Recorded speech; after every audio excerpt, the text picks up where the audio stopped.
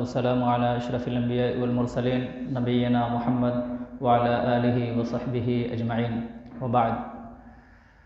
أعوذ بالله من الشيطان الرجيم. بسم الله الرحمن الرحيم. يا أيها الذين آمنوا اتقوا الله وذروا ما بقي من الربا إن كنتم مؤمنين فإن لم تفعلوا فأذنوا بحرب من الله ورسوله وإن تبتم فلكم رؤوس أموالكم لا تظلمون ولا تظلمون. محترم مصلیان کرام، نوجوانان اسلام اور عزیز بچوں، جیسا کہ معلوم ہے آج کے اس پروگرام کا موضوع اعلان کیا گیا ہے سود کی حرمت۔ اکانومی کے پوائنٹ آف ویو سے، معاشی نقطہ نظر سے فی الوقت دنیا میں تین طرح کے نظریات ہیں، تین بنیادی نظریات ہیں اکانومک کو لے کر۔ پہلا نظریہ سرمایہ دارانہ نظریہ، کیپٹلزم سسٹم۔ کیپٹلزم سسٹم کیا ہے؟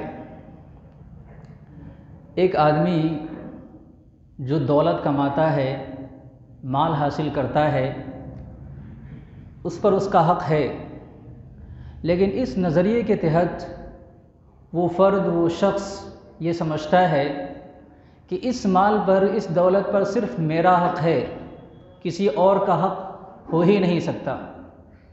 چاہے لوگ جتنے ہی ضرورت مند ہوں، فقیر ہوں، مفلس ہوں، تڑپیں، پریشان ہو، کوئی فرق نہیں پڑتا، اس دولت پر صرف میرا حق ہے، لہٰذا میں کسی کو نہ دوں۔ اور اس نظریے کے تحت یہ تسلیم کیا جاتا ہے، یہ مانا جاتا ہے کہ میں اپنی دولت کو جس طرح چاہوں بڑھاؤں، صورت جائز ہو ناجائز ہو اسے قطع نظر۔ دراصل اسی نظریے نے سود کے نظام کو جنم دیا ہے، اور جب یہ نظام پنپا ہے، بڑھا ہے، پھیلا ہے، فروغ پایا ہے، تو اس کے زیر اثر پوری دنیا میں دو طرح کے طبقات پیدا ہو گئے ہیں۔ ایک وہ طبقہ جس کے پاس بہت زیادہ سرمایہ ہے، بہت زیادہ پیسہ ہے، دن دونی رات چوگنی ترقی کر رہا ہے، وہ پیسے سے پیسہ بنا رہا ہے، اس کو اس سے کوئی مطلب نہیں ہے کہ جو لوگ ہمارے کاروبار میں شریک ہیں، جو لوگ محنت کر رہے ہیں، ان کا اصل حق کیا ہے، ان کی مزدوری کی ویلیو کیا ہے، اس سے کوئی فرق نہیں پڑتا۔ دوسرا طبقہ وہ ہے جو ان مالدار لوگوں کی خدمت کر رہا ہے، نوکری کر رہا ہے، مزدوری کر رہا ہے۔ یہ جو دوسرا طبقہ ہے یہ لگاتار محنتیں کر رہا ہے، خون پسینہ ایک کر رہا ہے، مگر یہ جہاں تھا وہیں ہے،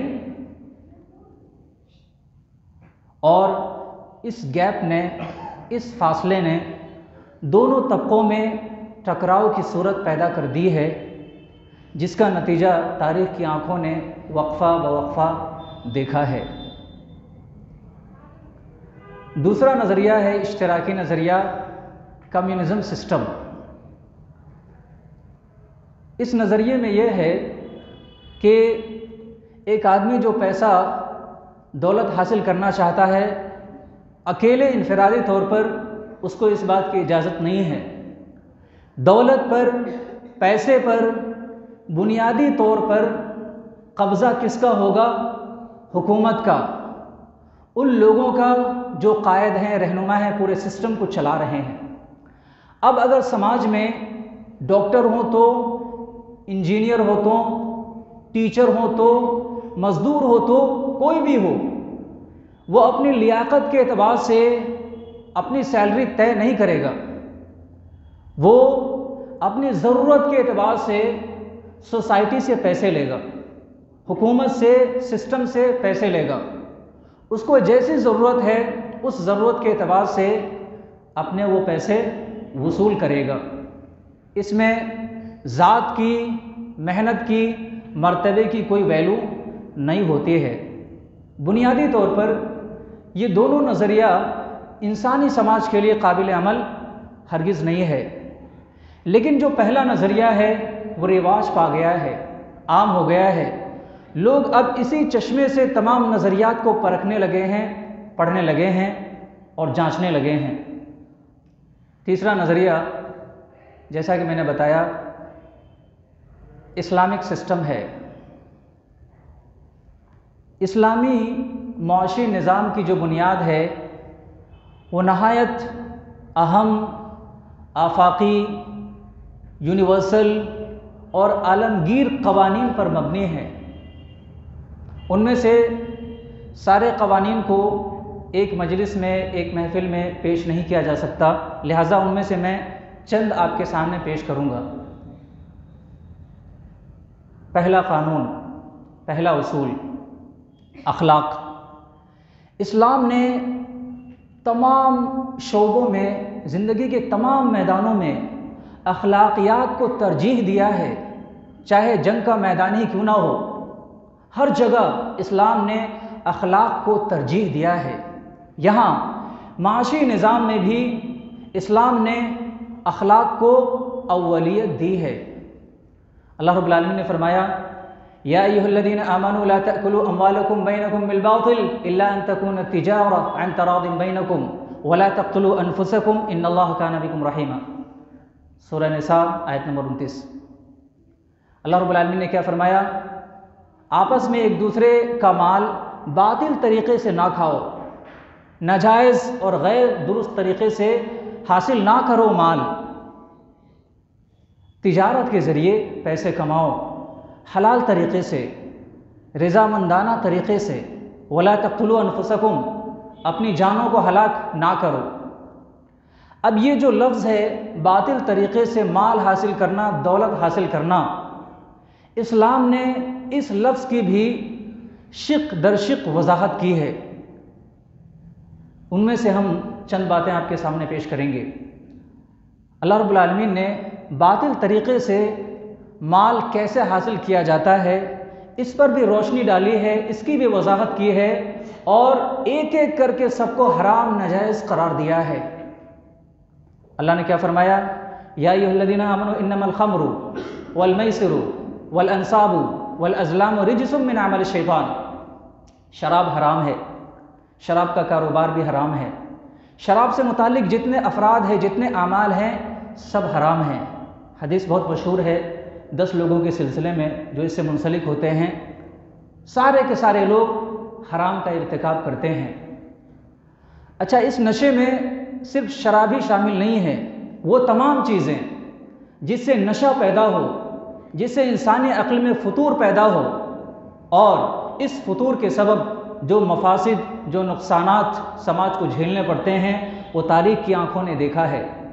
تو نشے کی تمام چیزیں اسلام نے حرام قرار دی ہے، چاہے وہ افیون ہو، گانجا ہو، سگریٹ ہو، گٹکھا ہو، بیڑی ہو۔ اللہ کے رسول صلی اللہ علیہ وسلم نے فرمایا کہ ما اسکر کثیرہ فقلیلہ حرام، کہ جس کی زیادتی سے نشہ پیدا ہو اس کی قلت بھی، اس کی کم مقدار بھی حرام ہے۔ گٹکھے میں کم مقدار نشہ کا پایا جاتا ہے، سگریٹ میں نشے کا کم مقدار پایا جاتا ہے، اس لیے یہ بھی حرام ہے، ناجائز ہے۔ اس سے منسلک جو لوگ ہیں، جو کاروبار ہیں، وہ بھی ناجائز ہیں، نادرست ہے۔ اللہ رب العالمین نے فرمایا، ان الذین یحبون ان تشیع الفاحشۃ فی الذین آمنوا لہم عذاب علیم فی الدنیا والآخرہ۔ حرام اور باطل طریقے سے کمائی کرنے کی ایک شق یہ بھی ہے کہ لوگ فحاشی کو عام کر دیں، ایسی کہانیاں لکھیں جس میں رومانس ہو، جس میں بے عزتی ہو، جس میں فحاشی ہو، جس میں جنسی انگیخت ہو، وہ ساری چیزیں حرام قرار پائے گی۔ اس طرح کی فلمز بنانا، تصویریں پیش کرنا، کردار بننا، ساری کی ساری چیزیں اللہ رب العالمین نے حرام قرار دے دی۔ وَلَا تُكْرِهُوا فَتَيَاتِكُمْ عَلَى الْبِغَاءِ۔ ایک شق اللہ رب العالمین نے فرمایا کہ اپنی بچیوں کو، لونڈیوں کو گناہ کرنے پر مجبور نہ کرو۔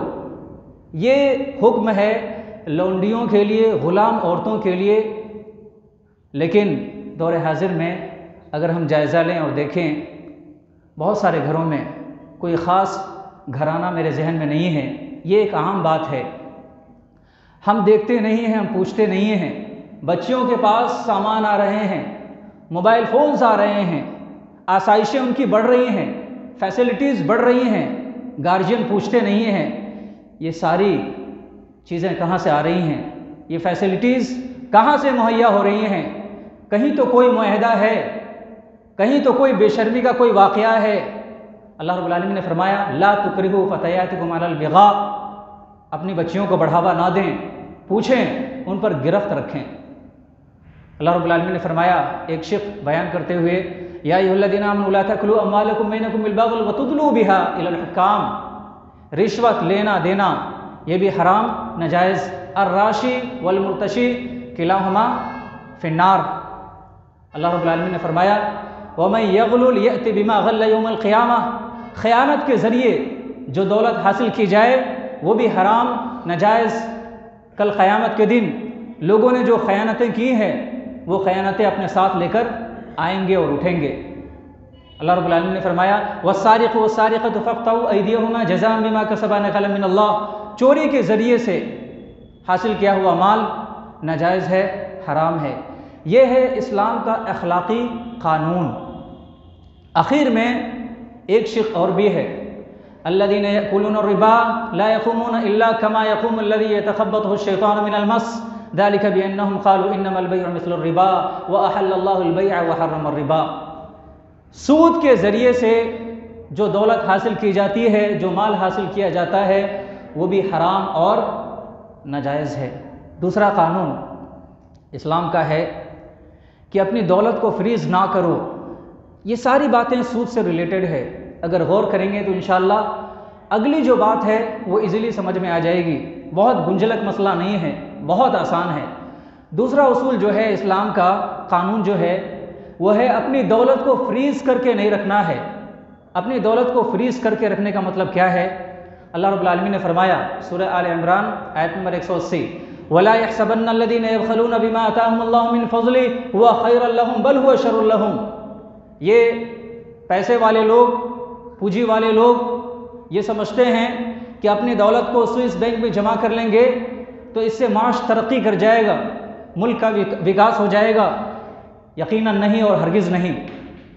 ذرا مجھے بتائیں کہ وہ چھوٹے چھوٹے کاروباری جو بڑے لوگوں کے احسانات تلے دبے ہیں یا ان کی طرف نگاہیں اٹھائے ہوئے ہیں، ان کے انتظار میں ہیں، اگر ان چھوٹے چھوٹے کاروباریوں کو یہ پیسے دیں گے نہیں، ریلیز نہیں کریں گے، انویسٹمنٹ نہیں کریں گے تو دولت بڑھے گی کیسے؟ پروڈکشن بڑھے گا کیسے؟ سارا معاملہ فریز ہو کر رہ جائے گا۔ اور پھر اس نتیجے میں جبکہ چھوٹے چھوٹے کاروباری مٹ گئے، چھوٹے چھوٹے کاروبار ختم ہو گئے، اس نتیجے میں جو بڑے بڑے کاروباری اوپر بیٹھے ہوئے ہیں ان کے پاس آپشن ہی نہیں ہے، پیسے لگائیں تو کہاں لگائیں؟ کیا ہوا؟ دولت فریز ہونے کا نتیجہ یہ ہوا کہ دولت رک گئی، بڑھ نہیں رہی ہے، ترقی نہیں کر رہی ہے، وکاس نہیں ہو رہا ہے، پروڈکشن بڑھ نہیں رہا ہے۔ اس لیے اللہ رب العالمین نے فرمایا سوچتے ہو کہ دولت بڑھ جائے گی، شر لہم، یہ بدترین چیز ہے، بہتر نہیں ہے تمہارے حق میں۔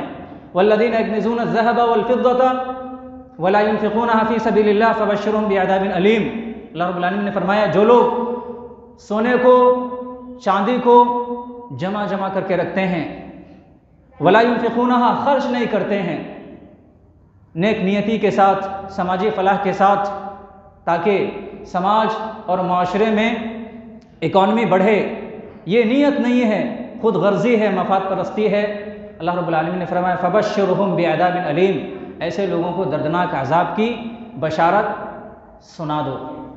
اور اللہ رب العالمین نے فرمایا یمحق اللہ الربا ویربی الصدقات، جب دولت فریز ہو گئی ہے، آگے بڑھ نہیں رہی ہے، اس کا چکر چل نہیں رہا ہے، صنعتیں رک گئی ہیں، پروڈکشنز رک گئے ہیں، تو مال بڑھے گا کیسے؟ اللہ رب العالمین نے فرمایا یمحق اللہ الربا، سود کے ذریعے سے جو نظام چلتا ہے وہ آگے چل کر ٹھپ ہو جاتا ہے۔ سود دولت کو ختم کرنے کا، نیست و نابود کرنے کا بنیادی ذریعہ ہے۔ وَيُرْبِي الصَّدَقَاتِ، لیکن اگر آپ نیک نیتی سے اپنے سماج اور معاشرے میں انویسٹ کرتے ہیں، چاہے صدقے کی نیت ہو، چاہے تجارت کی نیت ہو، یُرْبِي الصَّدَقَاتِ، اللہ رب العالمین اس کے ذریعے سے اکانومی کو بڑھاتا ہے۔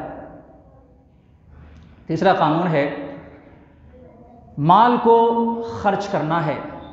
مال کو خرچ کرنا ہے، انویسٹ کرنا ہے۔ اس کی دو صورتیں ہیں۔ ایک صورت تو یہ ہے کہ بغیر سود لیے ہوئے آپ معاشرے کے جو کاروباری ہیں ان کے کاروبار میں انویسٹ کریں۔ ظاہر ہے، ابھی میں نے بتایا کہ اس کے ذریعے سے اکانومی بڑھے گی، فریز نہیں ہوگی دولت۔ اللہ رب العالمین نے فرمایا یمحق اللہ الربا ویربی الصدقات، یہ ایک طریقہ ہے۔ دوسرا طریقہ یہ ہے کہ آپ کے دل میں درد ہے، آپ کے دل میں درد ہے سماج کا، غریبوں کا، مسکینوں کا، ناداروں کا، فاقہ مستوں کا، تو آپ کی ذمہ داری یہ ہے، اخلاقی ذمہ داری، انسانی ذمہ داری یہ کہ آپ غریبوں اور مسکینوں پر خرچ کریں نیک نیتی کے ساتھ، کہ اس کا پنیہ ملے گا، اس کا اجر ملے گا، اس کا ثواب ملے گا۔ اسلام نے اس کو منظم اصول کی حیثیت سے پیش کیا ہے، جسے ہم زکوٰۃ کہتے ہیں۔ اللہ رب العالمین نے فرمایا سورہ توبہ آیت نمبر 103، خذ من اموالہم صدقۃ تطہرہم، یہ لازم ہے، صدقہ دینا ہے۔ جو امیر لوگ ہیں، جن کے پاس پیسے ہیں، جن کے اوپر زکوٰۃ فرض ہے، انہیں دینا ہی ہے، ہر صورت میں دینا ہے، غریبوں، مسکینوں، فقیروں، ناداروں اور ضرورت مندوں کو۔ اور اللہ رب العالمین نے اس کا نصاب بنایا، انما الصدقات للفقراء والمساکین والعاملین علیہا والمؤلفۃ قلوبہم وفی الرقاب والغارمین وفی سبیل اللہ وابن السبیل، اس کا باضابطہ نصاب ہے، 8 لوگ ہیں اس کے۔ اچھا، اس کی ترتیب بھی ہے، خرچ کیسے کرنا ہے، پتہ چل گیا ہے کہ یہ نصاب ہے تو خرچ کیسے کرنا ہے۔ غریب اور مسکین آپ کے معاشرے میں ہیں، ہر معاشرے میں ہیں۔ اس ترتیب کو اپلائی نہ کرنے کی وجہ سے ہمارے ہاں فراڈ ہو رہا ہے، ہر معاشرے میں، ہر علاقے میں۔ مسلمانوں کے پاس کتنے پیسے ہیں؟ کچھ دنوں پہلے ایک پروگرام ہوا تھا، اس میں بتایا گیا ہر سال مسلمان 30,000 کروڑ روپے خرچ کرتے ہیں زکوٰۃ کے طور پر۔ 30,000 کروڑ روپے مسلمان خرچ کرتے ہیں ہر سال۔ اس کا محصول ہمیں کیا مل رہا ہے، آؤٹ پٹ کیا مل رہا ہے؟ کیوں؟ کیونکہ ان پیسوں کا صحیح استعمال نہیں ہو رہا ہے، فراڈ ہو رہا ہے، کرپشن ہو رہا ہے، ناجائز استعمال ہو رہا ہے۔ اللہ رب العالمین نے ترتیب بتائی ہے، اس ترتیب کو ہم فالو نہیں کرتے ہیں، اس لیے یہ سارے معاملے ہیں۔ اللہ رب العالمین نے فرمایا وبالوالدین احسانا وبذی القربى والیتامى والمساکین والجار ذی القربى والجار الجنب والصاحب بالجنب وابن السبیل، کہ اپنے والدین پر احسان کرو، اپنے والدین پر احسان کرو۔ آپ کے پاس پیسے ہیں، مدد کرنا چاہتے ہو، سب سے پہلے اپنے والدین کی مدد کرو، جو قریبی لوگ ہیں ان کی مدد کرو۔ والجار ذی القربى، جو پڑوسی لوگ ہیں، جو لوگ آس پاس میں رہ رہے ہیں، ان کی مدد کرو، اگر رشتہ دار ہوں تو بھی۔ والجار الجنوبی، اور رشتہ دار نہ ہوں، اجنبی ہوں تو بھی آپ کو اسی ترتیب سے لوگوں کی مدد کرنی ہے۔ وابن السبیل، مسافروں کی مدد کرنی ہے۔ اس ترتیب سے اگر ہم لوگوں کو، فقیروں، غریبوں اور مسکینوں اور ضرورت مندوں کی مدد کریں گے تو انشاءاللہ فراڈ نہیں ہوگا۔ اور یہ بات بھی لازم ہے کہ یہ جو ہم دیتے ہیں صدقے کی صورت میں، خیرات کی صورت میں، زکوٰۃ کی صورت میں، یہ ایسا نہیں ہے کہ یہ صرف ہمارا احسان ہے، یہ ان غریبوں کا، ان مسکینوں کا اسلام نے حق بتایا ہے۔ وَآتِ ذِی الْقُرْبَى حَقَّهُ وَالْمِسْكِينَ وَابْنَ السَّبِيلِ، یہ ہم ان پر احسان نہیں کرتے ہیں، یہ ان کا حق ہے جو اللہ رب العالمین نے کسی ذریعے سے آپ کو دولت دیا ہے، نوازا ہے۔ اس کا مطلب یہ ہے کہ اللہ رب العالمین نے آپ کی دولت میں، آپ کے مال میں ان غریبوں اور مسکینوں کا حق رکھ دیا ہے۔ وَفِي أَمْوَالِهِمْ حَقٌّ مَّعْلُومٌ لِلسَّائِلِ وَالْمَحْرُومِ، جو محروم لوگ ہیں، جو مانگنے والے لوگ ہیں، ان کا حق ہے، وہ حق جتا کر آپ سے لیں گے اور آپ کو دینا ہے۔ اور اہم بات یہ ہے کہ مسلمانوں کے لیے یہی جو صدقہ اور زکوٰۃ ہے، یہ جو خیرات کا نظام ہے، یہی LIC ہے، یہی PF ہے، دلیل کیا ہے؟ اللہ رب العالمین نے فرمایا وما انفقتم من خیر، جو کچھ تم یہاں خرچ کرو گے تجدوہ عند اللہ، اللہ کے یہاں پاؤ گے، ہوا خیر واعظم اجرا، بلکہ بہتر پاؤ گے۔ یہی آپ کا لائف انشورنس ہے۔ اللہ رب العالمین انتظار میں ہے، آپ جاؤ، پروردگار عالم ساری نعمتوں کے ساتھ، ساری رحمتوں کے ساتھ آپ کو نوازے گا۔ اللہ رب العالمین نے فرمایا الشیطان یعدکم الفقر ویأمرکم بالفحشاء، جو لوگ خرچ نہیں کرتے ہیں، اللہ کی راہ میں نہیں دیتے ہیں، وہ اس فلسفے کو سن لیں۔ اللہ نے کیا فرمایا؟ الشیطان یعدکم الفقر ویأمرکم بالفحشاء، کہ اگر آپ صدقہ کرنے سے، خیرات کرنے سے ڈرتے ہو، مال کم ہو جائے گا، دولت میں کمی آ جائے گی، تو اس کا مطلب یہ ہے دوسرا کام ضرور کرو گے۔ شیطان آپ کو ڈرا رہا ہے اس بات سے دولت میں کمی آ جائے گی، اس کا مطلب شیطان دوسرا کام کر رہا ہے۔ دوسرا کام کیا کر رہا ہے؟ یأمرکم بالسوء والفحشاء۔ اگر آپ مسجد میں نہیں دیتے ہو، مدرسے میں نہیں دیتے ہو، فقیروں اور غریبوں کو نہیں دیتے ہو، تو آپ کہاں خرچ کرتے ہو؟ بینڈ باجوں میں خرچ کرتے ہو، آپ آرکیسٹرا میں خرچ کرتے ہو، ریاکاری میں خرچ کرتے ہو، یہ سوچتے ہو کہ میری امیج بن جائے گی، بیٹے کی شادی کر رہا ہوں، بیٹی کی شادی کر رہا ہوں، خوب خرچ کروں گا، لوگوں کو بتلا دوں گا کتنے پیسے ہیں۔ کوئی نہیں پوچھتا ہے، کوئی نہیں یاد رکھتا ہے کس نے کتنے پیسے خرچ کیے۔ یہ بیوقوفی ہے، حماقت ہے۔ اب آپ کے اوپر ہے، ہمارے اوپر ہے، ہم کس کے پیروکار ہیں؟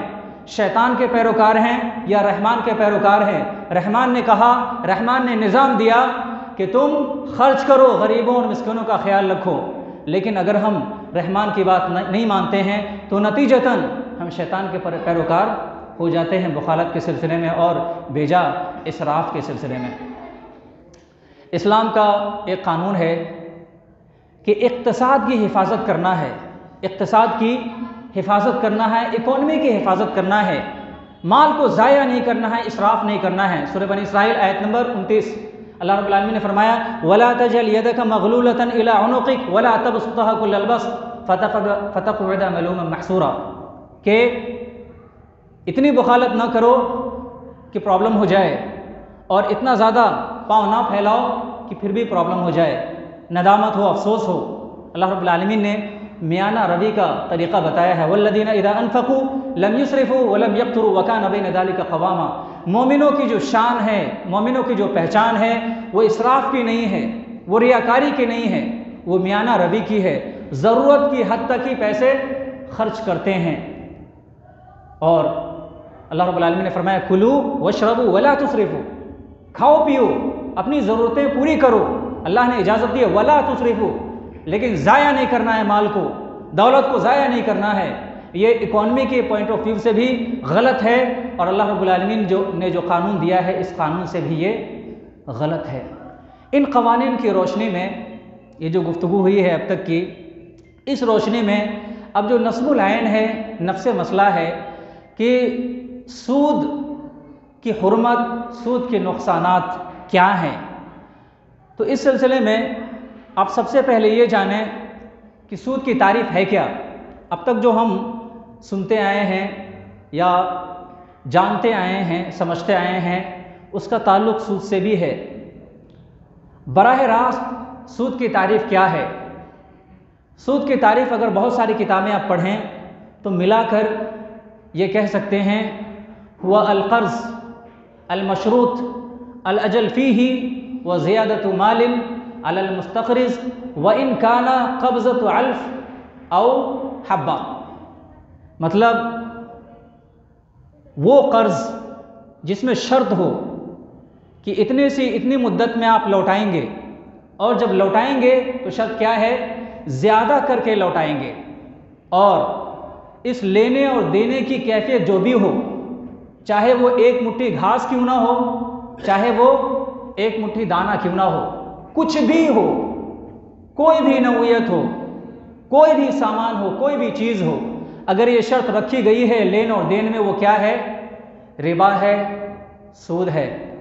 سود کی اس تعریف میں، اور اللہ رب العالمین کو فرمان کو مد نظر رکھیے، اللہ نے فرمایا या अय्युहल्लज़ीना आमनु इत्तक़ुल्लाहा वज़रू मा बक़िया मिनर रिबा इन कुंतुम मुअमिनीन फ़इन लम तफ़अलू फ़अज़नू बिहर्बिन मिनल्लाहि व रसूलिही। इस कानून को, इस हुक्म को भी सामने रखिए और अब दौर हाजिर में जो राइज सूदी निज़ाम के अलग अलग तरीक़े हैं उस पर गौर कीजिए।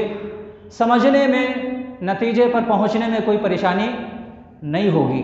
हमारे यहाँ पर्सनल लोन लिया जाता है, चाहे एजुकेशन के लिए लिया जाए, चाहे घर बनाने के लिए लिया जाए, किसी भी सूरत में लिया जाए। शर्त क्या होती है?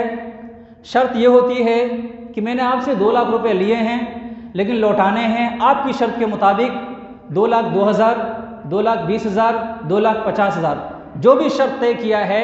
मैंने लिया तो 2 लाख रुपए है लेकिन देना है आपको ज़्यादा करके। यही हाल है बिजनेस लोन का। प्रॉपर्टी लोन में, गोल्ड लोन में हम क्या करते हैं, अपने दस्तावेज़ात जमा करते हैं, साथ में ये जो उसूल और ज़ाब्ता है कि हमने जितने पैसे आपसे लिए हैं ये पैसे तो आपको अदा करेंगे ही, साथ साथ में इजाफा करके आपको देंगे। गोल्ड लोन में हम गोल्ड, सोना रहन रखते हैं और साथ में ये शर्त तस्लीम करते हैं कि जो इजाफी रकम है आपकी 2%, 2.5%, 4%, वो भी इजाफा करके हम आपको देने वाले हैं। अल्लाह रब्बुल आलमीन ने और अल्लाह के रसूल सल्लल्लाहु अलैहि वसल्लम ने वजाहत के साथ इसको हराम और नाजायज़ करार दे दिया है। अल्लाह रब्बुल आलमीन ने क्या फरमाया? फ़लकुम रुऊसु अम्वालिकुम, तुम हकदार हो किस माल के? जितना तुम्हारा हक है उसी के हकदार हो। ज़्यादा लेते हो तो तुम सूद लेते हो, हराम का इर्तिकाब करते हो। सही मुस्लिम की रिवायत है, अल्लाह के रसूल सल्लल्लाहु अलैहि वसल्लम ने फरमाया, लाना रसूलुल्लाह सल्लल्लाहु अलैहि वसल्लम आकिल रिबा। अल्लाह के रसूल सल्लल्लाहु अलैहि वसल्लम ने सूद लेने वाले पर लानत की है, हराम है, नाजायज़ है। वमुकिलहु, जो सूद देने वाले हैं, अल्लाह के रसूल सल्लल्लाहु अलैहि वसल्लम ने उस पर भी लानत की है। वकातिबहु, सूद के इदारे से जो लोग जुड़े हुए हैं, लिखने वाले हैं, ऑडिट करने वाले हैं, अकाउंट संभालने वाले हैं, वकातिबहु, उस पर भी लानत। वशाहिदैहि, जो लोग गवाह बनते हैं उस पर भी लानत। वक़ालहुम सवाउन, और अल्लाह के रसूल सल्लल्लाहु अलैहि वसल्लम ने फरमाया इस लानत में सब के सब बराबर हैं, चाहे लिखने वाले हों, चाहे लेने वाले हों, चाहे देने वाले हों, सब के सब बराबर हैं। अल्लाह के रसूल सल्लल्लाहु अलैहि वसल्लम ने जो निज़ाम दिया है, इस निज़ाम को समझने की ज़रूरत है। नबी करीम सल्लल्लाहु अलैहि वसल्लम ने और अल्लाह रब्बुल आलमीन ने क्लियरली कह दिया कि ये नाजायज़ है, नादुरुस्त है। इसी तरह से व्हीकल लोन लेते हैं फाइनेंस कराकर, कार लोन लेते हैं फाइनेंस कराकर, इलेक्ट्रॉनिक सामान जैसे फ्रिज है, जैसे टीवी है, कूलर है, कुछ भी फाइनेंस कराकर लेते हैं। शर्त यही होती है कि आप पैसे किस्तों में ज़्यादा करके दोगे। अल्लाह रब्बुल आलमीन ने क्लियर कह दिया, फलकुम रूस वालिकुम, ज़्यादा करके ले रहे हो ये सूद है। और सूद की तारीफ हमने अभी सुनी है कि ज़ियादतु मालिन अलल मुस्तक़रिज़, जो कर्जदार है वो ज़्यादा करके दे रहा है। इन तमाम मामलात में हम क्या कर रहे हैं, ज़्यादा करके अदा कर रहे हैं, इसलिए ये नाजायज़ है, नादुरुस्त है। बैंक में जो हम पैसे जमा करते हैं उसका जो इंटरेस्ट आता है, वो इंटरेस्ट हराम क्यों है? क्योंकि वो हमारा रसूल माल नहीं है, वो इजाफी माल है। अब 2 तरह के अकाउंट है हमारे पास, सेविंग अकाउंट है और फिक्स्ड डिपॉजिट है। दोनों में यही बात है, इजाफी माल हमें मिलता है, फिक्स्ड डिपॉजिट में ज़्यादा पैसे मिलते हैं, हमें नहीं लेना है, ये इजाफी माल नहीं चाहिए। अल्लाह उसके रसूल सल्लल्लाहु अलैहि वसल्लम ने इसको हराम करार दिया है, नाजायज़ करार दिया है, इसलिए हम नहीं लेंगे। लेकिन हम बैंक में रखेंगे भी नहीं। इस्तेमाल क्या करेंगे? उलमा ने इसकी तशरीह की है, उलमा ने इसकी वजाहत की है कि अगर आप बैंक का इंटरेस्ट इस्तेमाल करना चाहते हो तो उन लोगों पर ख़र्च करो जिनके ऊपर हराम माल खाना जायज़ है। हराम माल खाना जिनके लिए जायज़ है। जैसे कोई बहुत ज़्यादा मजबूर इंसान है, या फिर वो शख्स جو اسلام کی طرف مائل ہے مگر اسلامی لو شرعی لا اس پر لاگو نہیں ہے، وہ شریعت کا مکلف نہیں ہے، ایسا غیر مسلم ضرورت پڑنے پر آپ اس کو دے سکتے ہیں۔ وہ ایسا شخص ہے جو جاں بلب ہے، پیسے نہیں ہیں اس کے پاس علاج کرنے کے لیے، فمن اضطر غیر باغ ولا عاد، تو ایسی اضطراری صورت میں آپ اس کو پیسہ دے سکتے ہیں، مگر اپنے پیسے کو بینک میں ہرگز نہ رکھیں۔ کریڈٹ کارڈ یہ بھی اسی کا ایک حصہ ہے، کیوں؟ اس میں یہ شرط ہوتی ہے، کریڈٹ کارڈ میں ایک شرط ہوتی ہے، شرط یہ کہ وقت موعود تک اگر آپ نے پیسہ جمع نہیں کیا تو آپ پر سود لاگو ہوگا، سودی اصول کی ایک شق اس پہ لکھ دی گئی، اس لیے یہ ناجائز نادرست۔ لائف انشورنس ظاہر ہے اس میں غرر ہے، دھوکہ ہے، اللہ رب العالمین نے اس کو ناجائز قرار دیا، مگر ہاں کچھ صورتیں ہیں جو ناگزیر ہے ہماری زندگی کے لیے، ہماری زندگی کے لیے کچھ صورتیں ناگزیر ہے۔ ہم گاڑیاں خریدتے ہیں، بس خریدیں، کار خریدیں، موٹر سائیکل خریدیں، انشورنس کرانا ہوتا ہے، یہ ہماری مجبوری ہے۔ اللہ رب العالمین نے فرمایا سورہ بقرہ آیت نمبر 286، لا یکلف اللہ نفسا الا وسعها، جہاں تک آپ کی استطاعت ہے، جہاں تک آپ کی چل رہی ہے، تقوی اختیار کیجئے، حرام چیزوں سے بچیے۔ جہاں پر آپ کی استطاعت نہیں ہے، جو آپ کی وسعت سے باہر ہے، اللہ رب العالمین اس کو معاف کرتا ہے انشاءاللہ۔ اس لیے علامہ ابن باز رحمہ اللہ نے فتویٰ دیا ہے باضابطہ طور پر، فتاوی ابن باز جلدوں اور غالباً صفحہ نمبر 225، کہا ہے کہ ان صورتوں میں آپ انشورنس کرا سکتے ہیں۔ خلاصے کے طور پر آپ کے لیے پیغام یہ ہے کہ آپ سود سے بچیں، اس کے نقصانات، اس کی تباہیاں، اس کی قباحتیں، اس کی خباثتیں بہت زیادہ ہیں۔ اللہ رب العالمین نے فرمایا کہ سود کے ذریعے عذاب الہی کا استحقاق لازم آ جاتا ہے۔ سود لینے اور دینے سے اللہ رب العالمین کا عذاب نازل ہوتا ہے انسانی دنیا پر۔ اللہ رب العالمین نے فرمایا سورہ نساء آیت نمبر 161، فَبِظُلْمٍ مِّنَ الَّذِينَ هَادُوا حَرَّمْنَا عَلَيْهِمْ طَيِّبَاتٍ أُحِلَّتْ لَهُمْ وَبِصَدِّهِمْ عَنْ سَبِيلِ اللَّهِ وَأَخْذِهِمُ الرِّبَا، کہ یہودیوں پر جو اللہ کا عذاب آیا تھا، عذاب کی وجوہات میں سے ایک وجہ یہ تھی کہ وہ سودی کاروبار کرتے تھے۔ اور آپ نے تاریخ پڑھا ہوگا کہ قوم یہود کتنے بڑے ڈیزاسٹر سے گزرے ہیں، انہیں عیسائیوں نے مارا ہے، انہیں حبشیوں نے مارا ہے، بہت ساری قوموں نے پیٹا ہے، رسوا کیا ہے، ذلیل کیا ہے۔ اللہ رب العالمین کی طرف سے عذاب، اللہ رب العالمین کی طرف سے آفت۔ آپ اپنی قوم کا، امت مسلمہ کا تجزیہ کر سکتے ہیں اس روشنی میں۔ سود لینے اور دینے کی وجہ سے اللہ کے رسول صلی اللہ علیہ وسلم کی لعنت کا استحقاق لازم آتا ہے۔ اللہ کے رسول صلی اللہ علیہ وسلم کی لعنت کے ہم مستحق بنتے ہیں۔ ابھی میں نے حدیث پڑھی ہے، صحیح مسلم حدیث نمبر 4093، لعن رسول اللہ صلی اللہ علیہ وسلم آکل الربا وموکلہ وکاتبہ وشاہدیہ وقال ہم سواء، اللہ کے رسول صلی اللہ علیہ وسلم کی لعنت ہے ایسے شخص پر جو سود لیتا ہے، سود دیتا ہے، سود لکھتا ہے، سود کا گواہ بنتا ہے، سب کے سب اس لعنت میں برابر ہے۔ سود کا ایک بنیادی نقصان یہ ہے کہ اس سے بے برکتی لازم آتی ہے ہمارے معاشرے میں، ہمارے گھروں میں، اس سے بے برکتی لازم آتی ہے۔ اللہ کے رسول صلی اللہ علیہ وسلم نے فرمایا یمحق اللہ الربا ویربی الصدقات، کہ یہ جو سودی لین دین ہے اس سے دولت ختم ہوتی ہے، برکت ختم ہوتی ہے، اضافہ نہیں ہوتا۔ اضافہ کس سے ہوتا ہے؟ یربی الصدقات، صدقات کے ذریعے اضافہ ہوتا ہے۔ اور اللہ کے رسول صلی اللہ علیہ وسلم نے فرمایا الربا وَإِن كَثُرَ فَإِنَّ عَاقِبَتَهُ تَصِيرُ إِلَىٰ قَلٍّ، صحیح ابن ماجہ حدیث نمبر ہے 2279، 2279۔ اللہ کے رسول صلی اللہ علیہ وسلم نے فرمایا کہ سودی مال، سودی دولت زیادہ لگے دیکھنے میں، گرچہ زیادہ لگے، لیکن نتیجہ یہ ہے کہ اس کو کم ہونا ہے، برباد ہونا ہے، تباہ ہونا ہے، ختم ہونا ہے، بے برکتی لازم ہے۔ آپ بہت سارے ممالک کا مشاہدہ کر سکتے ہیں، ان کی مثال لے سکتے ہیں، تباہ ہو گئے، برباد ہو گئے۔ اور اللہ کے رسول صلی اللہ علیہ وسلم نے فرمایا کہ یہ کبیرہ گناہ ہے۔ السبع الموبقات المہلکات، اللہ کے رسول صلی اللہ علیہ وسلم نے فرمایا 7 چیزیں ہیں جو ہلاک کرنے والی ہے، تباہ اور برباد کرنے والی ہے؟ قالوا ما ہن یا رسول اللہ، صحابہ کرام نے پوچھا اللہ کے رسول یہ 7 ہلاک کرنے والی، تباہ کرنے والی چیزیں کیا ہے؟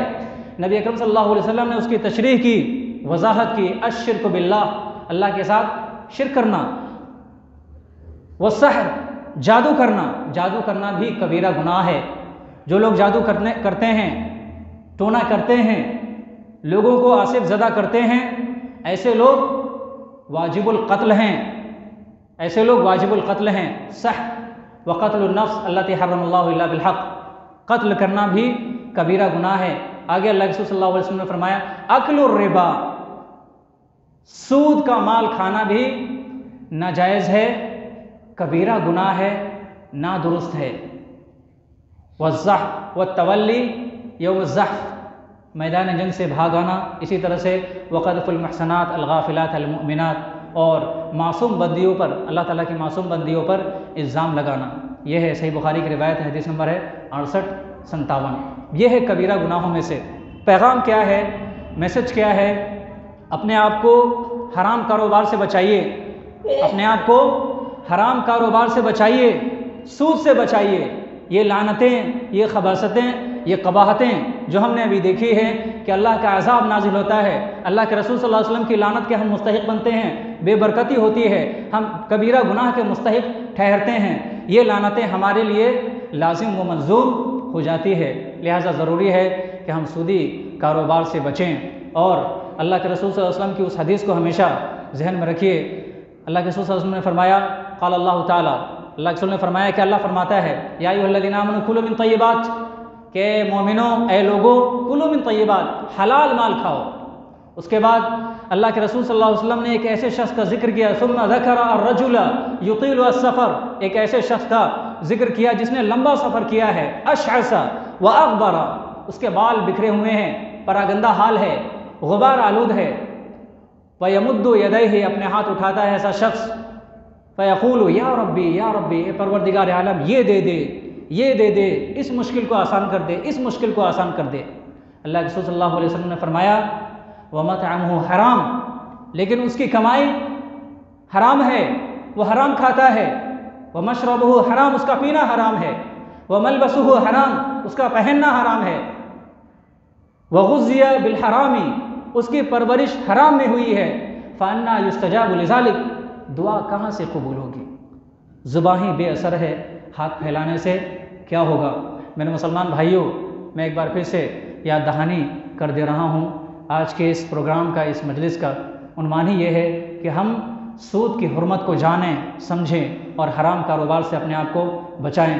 آپ ذرا غور کریں، امت مسلمہ کی یہ جو حالت ہے، زوال یافتہ ہے امت، کیوں ہے؟